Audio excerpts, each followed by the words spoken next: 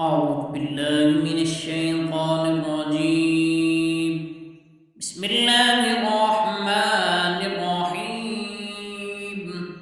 يا أيها النبي إذا طلقتم النساء فطلقوهن لعدتهن وأحصوا العدة واتقوا الله ربكم لا تخرجوهن من بيوتهن ولا يخرجن إلا أن يأتين بفاحشة مبينة وتلك حدود الله ومن يتعد حدود الله فقد ظلم نفسه لا تدري لعل الله يحدث بعد ذلك أمرا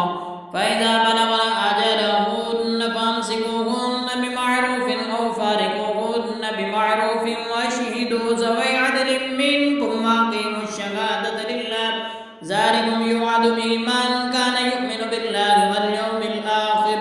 ومن يتق الله يجعل له مخرجا ويرزقه من حيث لا يحتسب ومن يتوكل على الله فهو حسبه إن الله بالغ أمره قد جعل الله لكل شيء قدرا واللائي يئسن من المحيض من نسائكم إن ارتبتم فعدتهن 3 أشهر واللائي لم يحضن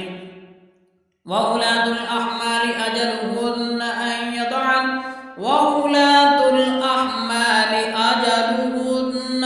يضعن حملهن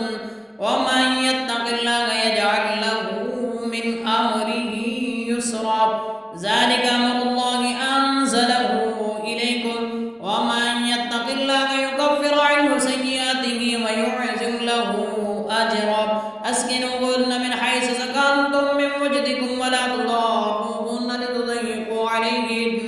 وإن كن أولات حمل فأنفقوا عليهن حتى يضعن حملهن فإن أرضعن لكم فآتوهن أجورهن وأتمروا بينكم بمعروف وإن تعاسرتم فسترضع له أخرى لينفق ذو سعة من سعته ومن قدر عليه رزقه فلينفق مما آتاه الله لا يكلف الله نفسا إلا ما آتاها سيجعل الله بعد عسر يسرا وكأي من قرية